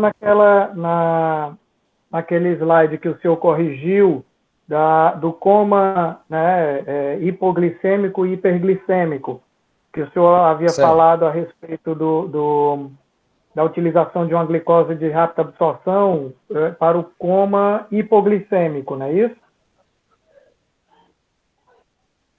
Uhum. Assim, para prevenir, no caso, o coma hipoglicêmico. E no caso daqueles sintomas todos que o senhor falou a respeito do coma hiperglicêmico, o que a gente pode oferecer ao cliente, aluno, que a gente possa utilizar? Porque eu não entendi bem por conta dessa correção e eu não perguntei para não atrapalhar o andamento da aula, né? A respeito hiperglicêmico, o que é que a gente pode oferecer ao aluno cliente da gente? Pronto. Eu queria, de antemão, me desculpar pela troca dos slides aqui, porque eu troquei semana passada e acabei esquecendo. Mas é o seguinte, no coma hiperglicêmico, né? No coma hiperglicêmico, na verdade, a gente não tem muito o que oferecer, porque, na verdade, tem um problema aí. Ele provavelmente não fez uso da sua medicação, ou da insulina, ou de outros medicamentos que conseguem baixar a glicose na corrente sanguínea, né? A verdade, o que pode acontecer, a gente reconhecer os sinais, né, os sinais e os sintomas, e conversar com esse paciente, né, com esse cliente, que está tendo sintomas, se ele tem algum medicamento na bolsa que ele possa tomar para baixar essa glicemia. Só no coma hipoglicêmico é que a gente pode fazer a utilização de um açúcar simples, e enquanto ele está consciente, fazer ele com que ele beba para ele se sentir melhor. Né? Mas no caso da hiperglicemia, não, nós não temos que fazer, a não ser que ele está consciente, não, estou consciente, tem um remédio na minha bolsa que eu tenho que tomar aqui agora, e aí provavelmente vai ser aquela medicação, aquela insulina ou qualquer outra medicação de ação rápida. Lembra que eu falei para vocês que a gente tem que ficar tentando, durante a anamnese, durante a avaliação física, a gente saber o que é que ele toma, né? Porque tem as medicações de pico rápido, né? São medicações que nos slides aqui eu vou depois deixar para vocês, através do René, e que ele pode tomar quase que imediatamente para diminuir a glicemia. São medicações que não têm pico de ação, né? Tem medicação que faz pico com 1 hora, com 2 horas, mas tem uns que não tem. Então, é geralmente esse tipo de medicação que ele anda com ele na bolsa e que ele deve tomar, mas aí ele tem que estar prescrito e tem que estar antes dele desmaiar, né, digamos assim. Não sei se eu E a atividade aeróbica, professor, não auxilia. Foi sim, obrigado, viu, professor? Nada. Professor, a atividade aeróbica não auxilia, não? Não, tanto a atividade aeróbica como anaeróbica, né, pessoal, não falei sobre crianças, tá? Então vai ficar para outra aula. Em relação às atividades aeróbicas, a gente só tem que ter esse cuidado, né? Elas são de extrema importância, principalmente para quem tem uma diabetes, né, descompensada, vive hiperglicêmico, e aí a gente baixar essa glicemia, né? A gente falou lá atrás que a atividade aeróbia, ela tem esse poder de queimar a glicose no momento da atividade. Ela faz isso com mais eficiência do que a musculação, e ela tende a baixar essa glicemia com mais rapidez. A gente tem que ficar até atento, porque esse cliente tem que ser monitorado. Lembra que eu falei que ele tem que ser monitorado antes, durante e depois da atividade? Porque ele nem pode chegar muito hiperglicêmico na academia, nem pode sair muito hipoglicêmico. É a famosa gangorra, ele está sempre no equilíbrio entre o exercício, a alimentação e a medicação. Mas então, professor, se tiver glicêmico, você pode utilizar a atividade aeróbica para ajudar a baixar rapidamente essa glicose. Ela pode ser utilizada antes para ajudar a baixar para nível seguro. Pronto. Por recomendações médicas, o que a gente sabe é que esse cliente ele não pode chegar muito hiperglicêmico, né? Porque ele pode ter na mão da gente um coma hiperglicêmico. Então, a partir do momento que você recebe esse aluno e a glicemia dele, você vai ali verificar a glicemia dele, antes de começar a exercício, está acima de 300, não é indicado ele fazer atividade física. Ele pode até começar, mas o que é que o protocolo do diabetes fala para a gente? Ele tem que tomar alguma medicação para essa glicemia dele baixar. Uma pessoa que é comprovadamente diabética e ele tem uma glicemia acima de 300, pode ter certeza, ele não está fazendo uso da medicação corretamente. Então, ele tem que vir para a nossa mão, se ele é diabético já diagnosticado com medicação, ele tem que vir para a nossa mão mais ou menos ali entre 140 e 150 a glicemia dele. Mais do que isso, pessoal, é um risco muito alto, ou a gente pede para ele voltar outro dia, ou a gente pede para ele tomar alguma medicação, esperar um pouquinho na recepção e depois a gente começar a atividade. Não é uma responsabilidade nossa, e a gente não deve fazer isso, por questão de segurança nossa como profissional, atender um cliente diabético que está com a glicemia muito alta. Professor, boa noite. Então quer dizer, professor, que... Desculpa. Professor Dênio, em relação aos cardíacos, mas antes de mais nada, eu queria, em nome dos colegas aqui presentes na sala, parabenizar pela aula, tá? Parabenizar pelo conteúdo importantíssimo, altamente relevante, e foi uma aula muito produtiva. Parabéns a você e ao Renê e à Sept, ok? Meu querido, em relação aos cardíacos... Obrigado, meu amigo, obrigado. Em relação aos cardíacos, na sala de musculação durante o treino resistido, existe algum protocolo que nos ajude ou que nos oriente a mensurar a carga a ser utilizada durante o treino? Boa pergunta mesmo. O seguinte, na verdade, se o problema cardíaco, né, esse aluno, ele chega na academia ele é cardíaco, mas ele está realmente foi cirurgia, ou ele tem um sopro, ou ele tem qualquer outro que está estabilizado, a gente, por uma questão de segurança, cargas acima, né, cargas onde o débito, onde não é débito, não, onde a frequência cardíaca dele vai acima de 80% da frequência cardíaca máxima, não é recomendado. Né? Se ele for um cliente que seja cardíaco, mas, por exemplo, não seja hipertenso, você pode até se arriscar um pouco mais. Né? Existem pessoas que tiveram problema cardíaco, foram operados e hoje estão vivendo uma vida normal, ou tem algum problema congênito que nunca piorou. Mas por questão de segurança, como é um grupo especial, se ele é cardíaco e por algum motivo, ou, por exemplo, ele é grupo de risco, vamos falar no grupo de risco, está muito em moda hoje, ele é um aluno com mais de 60 anos. Por questão de segurança, um aluno desse, pelo menos, na minha realidade, eu tento mensurar a carga onde a frequência cardíaca dele fique entre 70 e, no máximo, 80, e a musculação, como todos nós sabemos, tem uma grande vantagem sobre a atividade aeróbia. A musculação, você faz uma contração muscular ali no momento da série e você tem uma pausa entre as séries. Esse momento da pausa, esse momento de descanso para os grupos especiais é de extrema importância. E aí você vai mensurar pelo batimento cardíaco, se você vai dar 2, se você vai dar 3 minutos de descanso. É mais ou menos por aí que a gente pode mensurar essa carga. Então, seria ideal que o aluno treinasse com frequencímetro durante toda a sessão de treino, não é isso? Sim, ou frequencímetro, ou então a gente usar a famosa escala de Borg. Né? Em alguns casos de grupos especiais, eu andava com uma pranchetazinha com uma escala de Borg na prancheta e ele fazia o exercício. Obviamente, se ele tivesse ofegante, eu dava um pouco mais de descanso, mas eu chegava na escala de Borg, de 1 a 10, você me dá quanto? O cara, eu dou 7, dou 6, dou 5. Se ele falar para mim que na escala de Borg ele deu 8, ele já está com o batimento lá em cima. Mesmo que se eu não souber fazer a manobra na carótida ou no pulso, para ver o batimento cardíaco dele, na escala de Borg, se ele é um cliente consciente que eu eduquei ele bem, ele vai me dar uma resposta mais ou menos bem perto da real, entendeu? Sei. E, professor, em relação a essa questão do tempo de descanso, certo? Seria prejudicial esse alto e baixo da frequência cardíaca? Não. Ou não tem relação? Por exemplo, ele faz o exercício, aí a frequência cardíaca dele sobe.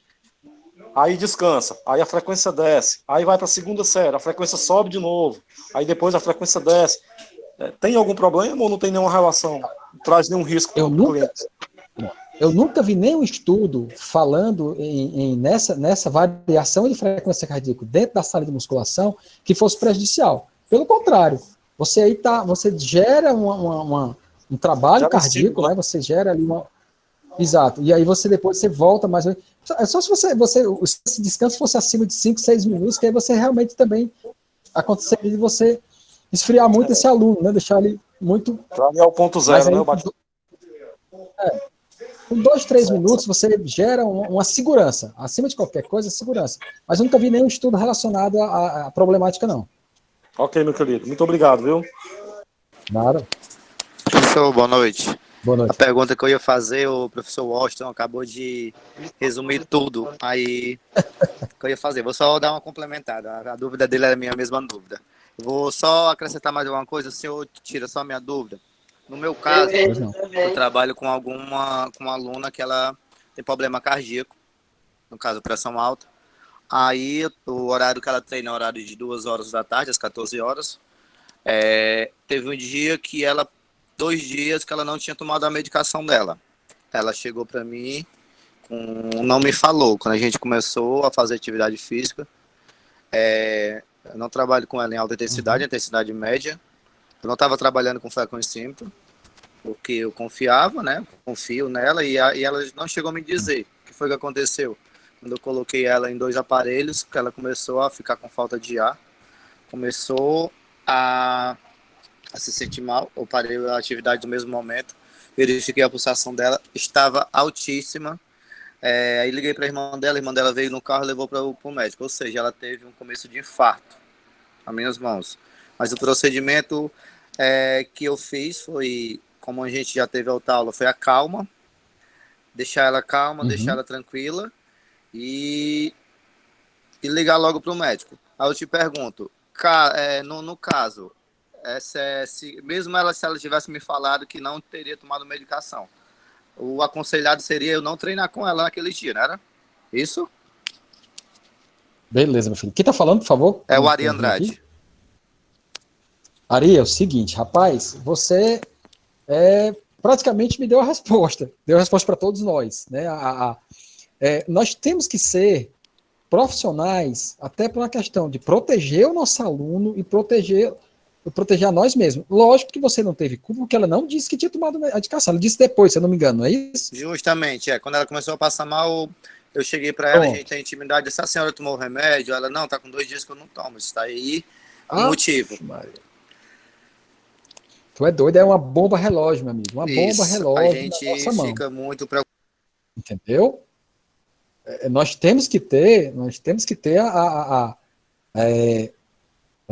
ali a confiança acima de qualquer coisa no nosso aluno, ele tem que ter a confiança nossa também, né? Mas no caso desse aí foi um risco altíssimo para ela, 2 dias sem medicação, né? Eu tenho um caso muito parecido com esse seu aí, que aconteceu na academia, eu não vou citar a academia, obviamente, né, o nome do profissional, que é um grande amigo meu, que ele ficou traumatizado por anos, porque a mulher passou mal na piscina, fazendo hidroginástica, e aí desmaiou, e aí a filha dela conseguiu tirar da piscina, e esse meu amigo que era professor conseguiu levar para o carro, para poder chegar no hospital, e aí ele fez massagem cardíaca dentro do carro, né, fez o que pôde, a mulher chegou ainda com vida no hospital, graças a ele, mas aí no hospital depois ele soube a notícia que ela faleceu. Para você então, ter uma dizer, ideia... apesar das manobras... A pressão dela deu 20 É. por 8. Nossa. Quando ela chegou no hospital lá com a irmã dela me passou, deu 20 por 8. Ela ia explodir. Pois. Graças a Deus, não aconteceu nada de mais grave. Graças a Deus. É isso aí que sempre vocês falam, a gente ter o autocontrole, acalmar nosso cliente, tudo. Ela estava super nervosa, chorando. Aí a gente acalma, conversa. Enquanto tudo isso aí acontece, a gente já trata de ligar, pegar um carro, ligar para a ambulância ou algo desse jeito. Exato. Mas você agora entende a importância de você saber até os primeiros socorros. Vai que ela desmaia ali e não conversa mais com você, você teria que agir, entendeu? E aí onde tem a nossa segurança de salvar uma pessoa, a nossa segurança como profissional, até chegar a ambulância, até chegar a irmã no carro, a gente tentar salvar essa pessoa, para essa pessoa não ter uma sequela, mesmo que não morra, mas pode ter uma sequela por falta de oxigênio no cérebro e tal. Então, pessoal, é de suma importância que o nosso trabalho ele seja bem feito, mas que seja reconhecido pela sociedade também. Nós temos uma importância enorme na qualidade de vida das pessoas. Professor, obrigado pela resposta. O professor Washington também tirou minha dúvida, todo mundo. Valeu. Aula top. Sou eu, Alex Pacheco. Diga lá, Pacheco. Pode falar, Alex. Pergunta depois. Dênio, eu queria saber, geralmente as alunas que estão gestantes, elas são muito enviadas para as aulas coletivas, justamente para questões de liberação um pouco da bacia, enfim, um pouco para poder ter um parto melhor. Mas, deixa eu te dizer, uma vez, numa sala de dança, numa companhia que eu participava, né, a gente teve uma colega nossa que teve neném, passou os 3 meses, quando ela voltou... na aula, na sala de dança, ela simplesmente caiu para trás e infartou. Não teve como fazer nada. Ou seja, eu queria saber se você sabe me dizer quais são os riscos que tem uma gestante pós o parto, né? Como são as questões válidas para o retorno dela na atividade física? Como é que funciona mais ou menos esse padrão aí? Alex, pergunta excelente. Eu não vou te dar uma resposta 100%, porque eu nunca vi nada parecido. Agora, eu posso dar a minha opinião pessoal pelo seguinte. Nós temos que ver que tipo de gravidez foi essa. Isso nos diz muita coisa. Por exemplo, se é uma cliente que, na gravidez, em toda a sua gravidez, ela teve um aumento de peso considerável, ela teve um sobrepeso além do normal, ela teve uma diabetes gestacional, é uma cliente que saiu fez o parto, passou ali o período ali de resguardo, como diz no popular, mas nesse período de resguardo ela não conseguiu baixar de peso, né? Então, é um cliente, ela passou ela deixou de ser uma cliente, entre aspas, de grupos especiais porque estava gestante, mas ela continuou sendo grupos especiais porque estava com sobrepeso, ou às vezes já entrando na obesidade de nível 1 ou nível 2. É porque o que acontece é que, às vezes, o paciente, por sair daquele estado, acha que está livre. Exatamente. Né? Exatamente. E aí é um risco, ela ainda é um paciente de risco. Ela passou por uma transformação no corpo por 9 meses, transformações no corpo a nível hormonal, metabólico. Então, ela é uma iniciante, ela voltou para a estaca zero na atividade física. Então, algumas aulas, pessoal, não podem ser recomendadas para esse público. Ela tem que voltar mesmo devagarinho ali, uma coisa mais branda, mais tranquila, pelo menos ali as 8 primeiras semanas, e aí depois a gente começa. Eu acho que uma aula de dança, se for o caso, eu não sei se era aula de dança, né, Alex? Pode ser muito... Pois é, pode ser uma coisa exacerbada para uma pessoa que está voltando de uma gravidez. Na minha opinião pessoal, eu posso pesquisar depois e te digo isso. E foi fulminante, foi na hora. Pois é, e aí uma coisa que vai deixar uma marca na vida de todo mundo que presenciou pro resto da vida, infelizmente. Obrigado, querido. Oi, boa noite, professor.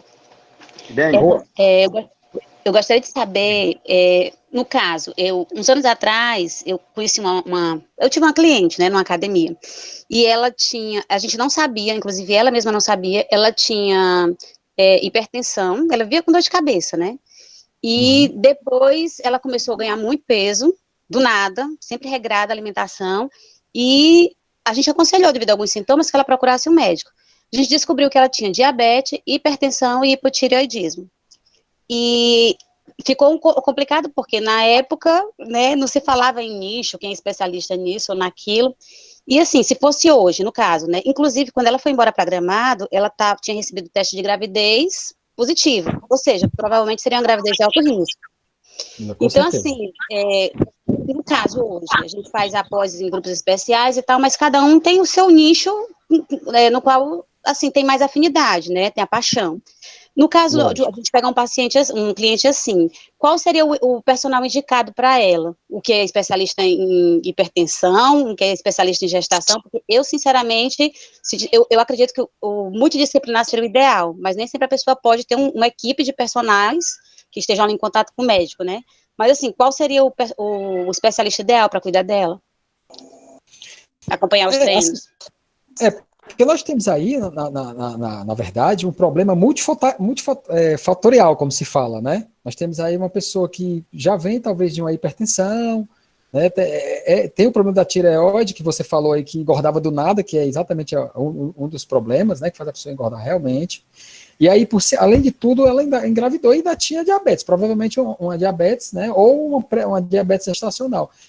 Realmente é uma bombinha relógio. Né?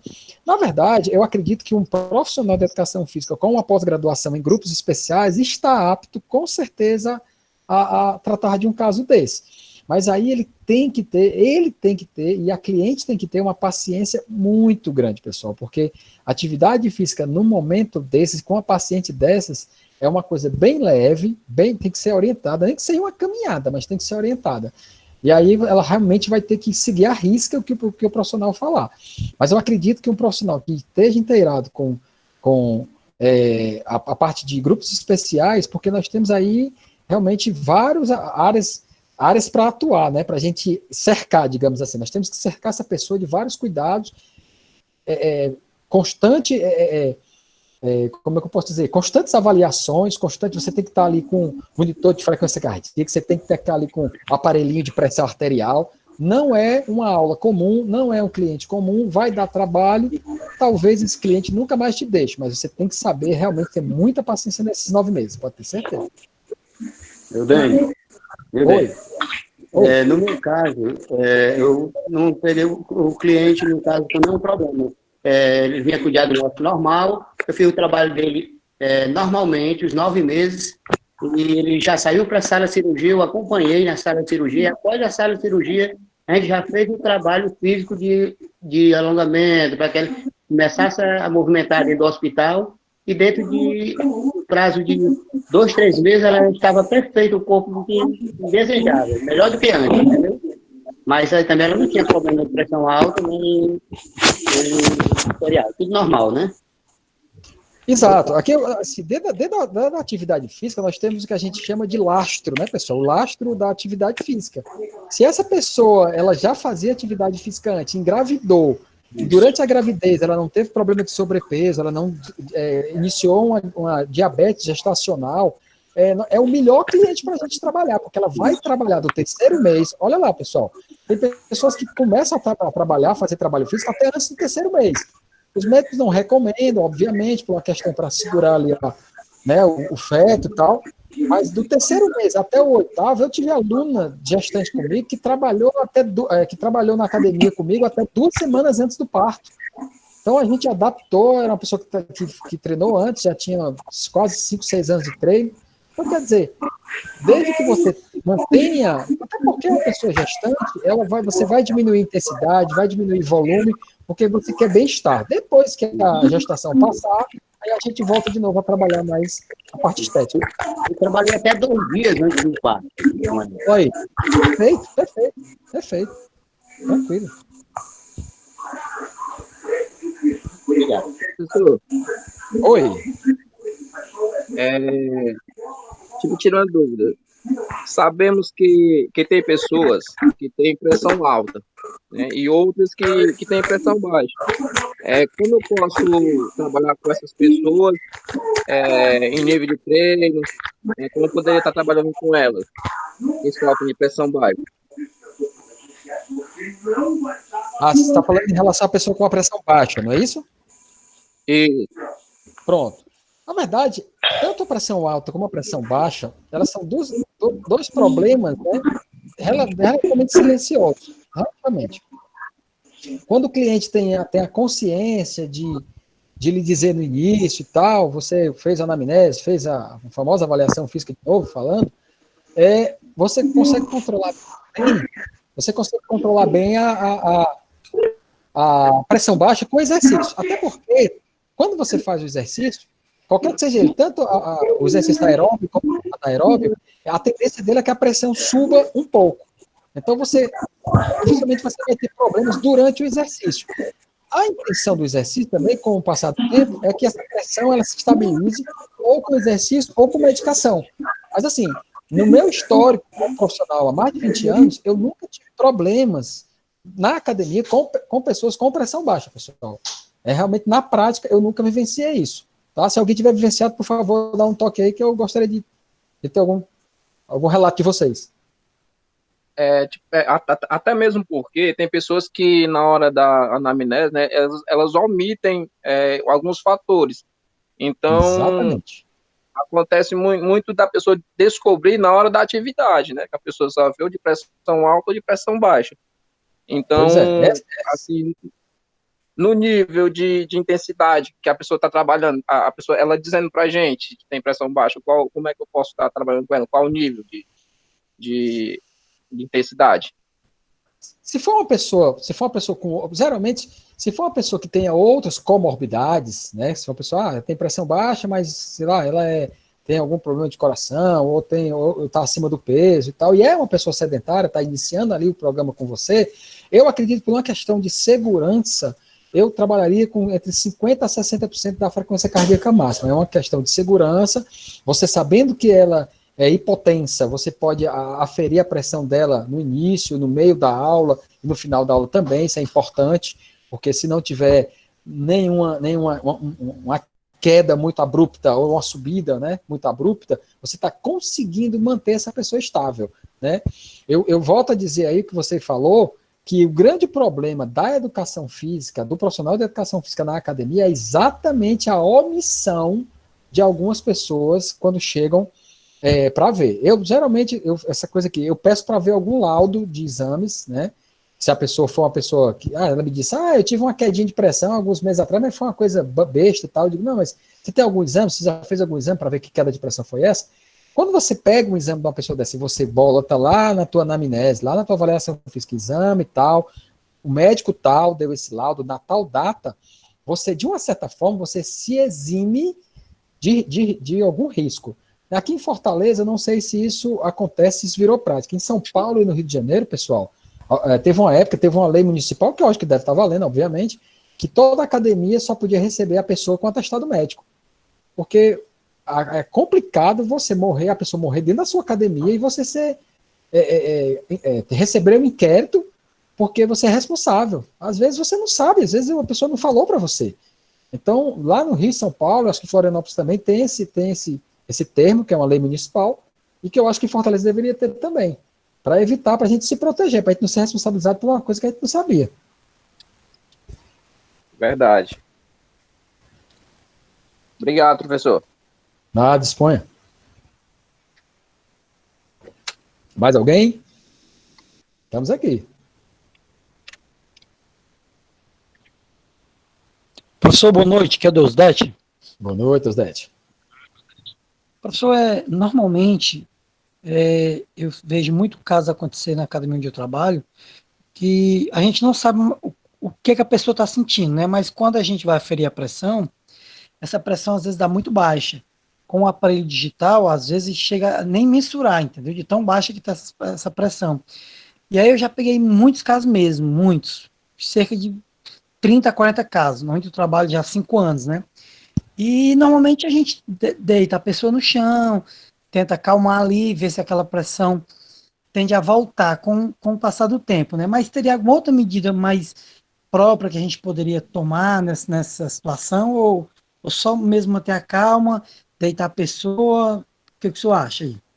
Pronto. Na minha opinião, nós temos dois casos assim, e um mais próximo que a gente já comentou aqui hoje, que é o caso de a pessoa estar tendo uma hipoglicemia.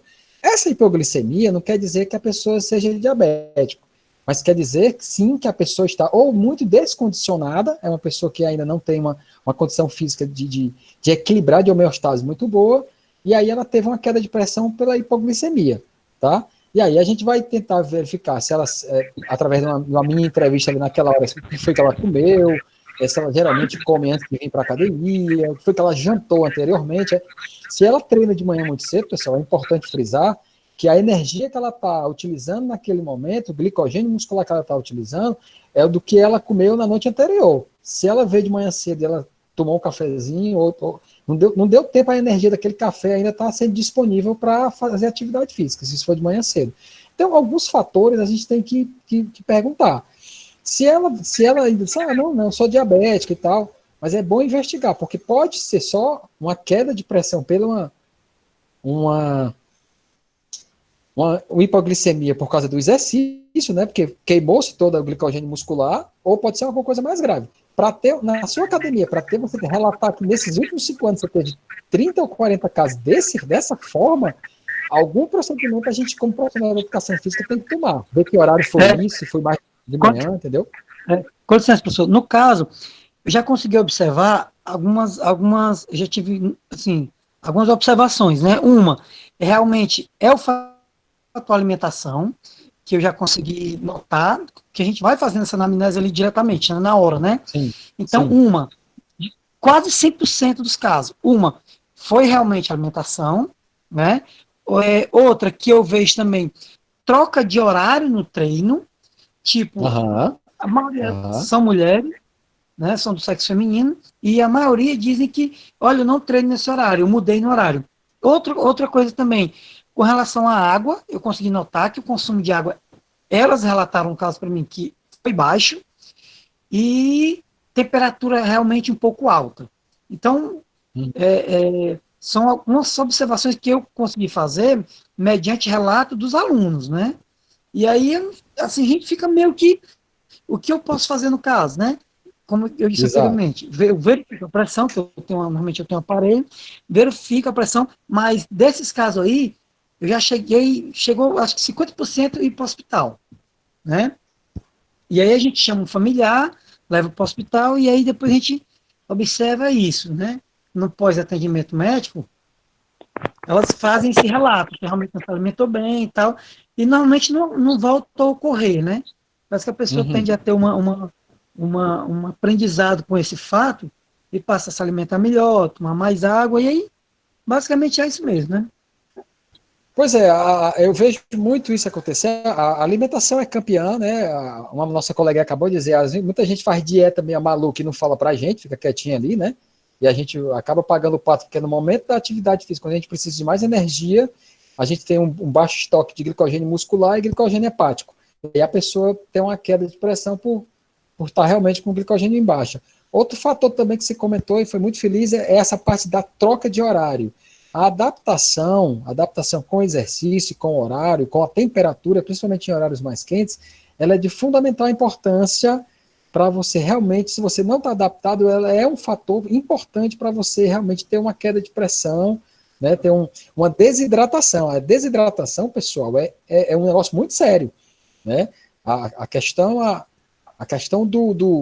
dessa falta de água, desse desmaio por desidratação, né, você está ali com níveis baixos de cálcio, de sódio, a bomba sódio-potássio não está bem regulada pela desidratação, você pode vir a passar mal, a desmaiar, e é um desmaio também chato, porque não é grave como da diabetes, mas é complicado. Eu já tive desmaio na academia assim, que para fazer a pessoa voltar, e eu sabia que a pessoa não era diabética, porque era minha aluna, mas foi complicado. Eu cheguei quase a me assustar também, porque eu pensava que a pessoa tinha tido uma coisa mais grave, mas foi só por causa de dieta e desidratação. Viu, Dani? Professor. Oi. Tudo bem. Eu posso falar? Na minha experiência, viu, Dani? Na minha experiência de trabalho, já aconteceu alimentação muito pesada, né? Antes da atividade física, a indigestão também fazer essa queda. E ao contrário também, não ter se alimentado, é outro fator. E no caso da verificar a pressão, esse aparelho digital ele é muito falho. É bom outro aparelho. São 3 posicionamentos. Ok. Professor, eu vou fazer uma pergunta aqui que ela é um pouco pessoal, mas que está dentro do nosso contexto, tá certo? Sem dúvida, fica à vontade. Tudo que foi falado na aula aí, essa questão de diabetes, de hipertensão, enfim, muito do que foi falado na aula é identificado através da anamnese e da avaliação física, certo? Perfeito. Se formos, aqui na sala no momento nós temos 65 professores, né? Se a gente fosse fazer uma pesquisa aqui, perguntar a cada professor qual seria o tipo de avaliação que ele faz com o seu aluno, nós teríamos aqui uma diversidade de métodos, na verdade? Aí vem a pergunta. Sem dúvida. Aí vem a pergunta. Seria viável a educação física como categoria, como profissão, estabelecer um método padrão de avaliação para os clientes, um método que realmente tivesse a identidade da educação física? Deu para compreender? Perfeito. Deu sim. Assim, um dos cursos que eu já fiz pela Start Treinamentos para a galera é sobre avaliação física, né? A avaliação física, ela compreende aí diversos métodos que você pode se proteger. A avaliação física é exatamente para proteger os profissionais e para, digamos assim, fazer um raio-x, a grosso modo, do nosso aluno, né? Na verdade, infelizmente, algumas avaliações físicas hoje se limitam apenas a percentual de gordura, né, a quanto de massa muscular a pessoa tem, né? É um debate que a gente vem tendo ultimamente. Eu não sei se vocês viram meu post no Instagram hoje, mas é um debate que a gente tem que ter, que a avaliação física ela tem que estar integrada nesse parâmetro de saúde, não só de estética, né? O pessoal quer muito saber da balança, não pode ver uma balança que pula em cima. Então, isso são coisas subjetivas. Nós precisamos ser mais profundos, nós precisamos ser mais especialistas, como diz o René, né? E essa avaliação ela tem que compreender não só massa magra, massa gorda, mas tem que compreender pressão arterial, tem que fazer teste de esteira, né? Nós não podemos, obviamente, até por uma questão de segurança, para nós profissionais, fazer um teste de esteira como o cardiologista faz, né? Que é um teste de esteira. Mas existe teste de esteiras que o profissional da educação física pode fazer. Minha academia não tem esteira. Vamos lá para a praça, pessoal, vamos fazer um teste ali de 8 minutos, tem protocolo de 8 minutos, de 12 minutos. Teste VO2 podemos fazer na bicicleta ergométrica, VO2 máximo, ou se for uma pessoa, um grupo especial, fazer um teste. Existe até teste de caminhada, tem livros aqui que tem testes fantásticos. Porque então, quanto mais a gente... Pode dizer, meu filho, pode dizer. Sim, então pelo que eu estou entendendo, de acordo com a anamnese, para cada situação existe um protocolo, é isso? De avaliação. Show. Agora deu para esclarecer. Nós podemos padronizar, mas nós não vamos conseguir padronizar totalmente. Porque o público é muito diverso, né? A famosa individualidade biológica. Sim. que eu posso protocolar para um determinado público, eu posso não fazer com o outro. Mas, em tese, a gente pode fazer as coisas que eu considero, por exemplo, na minha humilde opinião, mais importantes. Né? Como saber testar, ver um pouquinho de VO2 máximo, frequência cardíaca, ver como é que se comporta essa pressão arterial durante um teste. Se essa pressão arterial sobe muito, eu já sei. Mesmo que aquele aluno não me diga, não tenha me dito que é hipertenso, mas se eu coloco ele num teste que a pressão arterial dele sobe mais do que o normal, aí eu já fico com a orelha atrás. Eu fico com a pulga atrás da orelha, como diz o outro. Eu disse, não, esse cara vai ter que fazer uma coisa no médico e ele voltar para mim.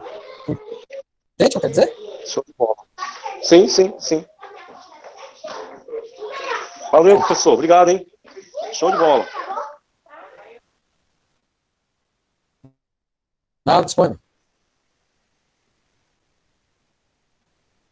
Mais alguém?